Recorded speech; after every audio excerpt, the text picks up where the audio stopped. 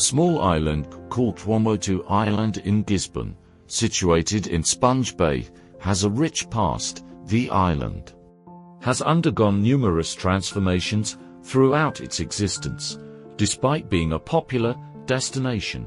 In the late 19th and early 20th centuries, quarrying activities reshaped the island's landscape. The once pristine morphology of the island was altered as massive chunks of rock were extracted, leaving behind steep quarry faces and low scraps. The scars of human exploitation are evident on the northwestern and northern sides of the island. At one time, Tuamotu Island was connected to the mainland by a rocky shelf that extended to a smaller neighboring island, known as Papawariki or Porkaiwari. However, the smaller island fell victim to the quarrying frenzy and eventually disappeared, likely by the late 1800s. Despite its demise, the rocky shelf still serves as a link to the island, allowing pedestrians to access it during low tide. Tuamotu Island is a symbol of the effects of human presence on the land as time passes. The scars of quarrying serve as a reminder of the importance of preservation and conservation. Though small in size, the island holds a big lesson for all who visit or hear its story.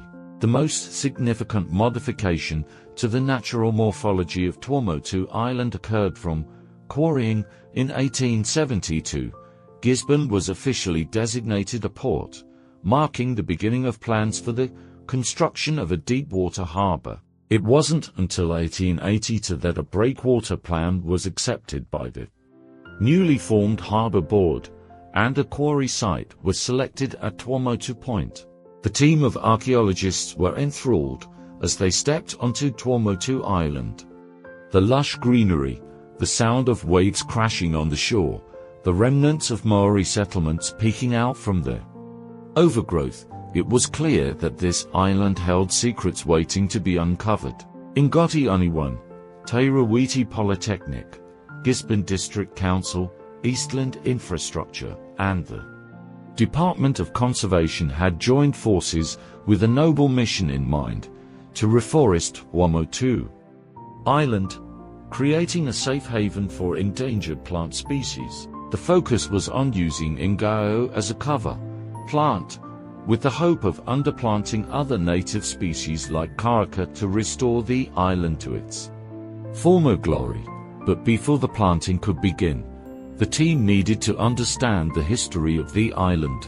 The archaeological survey commissioned by the Gisborne Conservancy of the Department of Conservation aimed to uncover the island's past, to assess the impact of the reforestation project on any archaeological sites that might be present. As the days passed, the team unearthed ancient tools, fragments of pottery, and even evidence of ancient settlements. Each discovery painted a picture of the people who had once called Tuamotu Island home, their way of life, and their connection to the land. The findings of the archaeological survey would not only help to guide the reforestation project but also to ensure that the island's rich history was preserved and respected.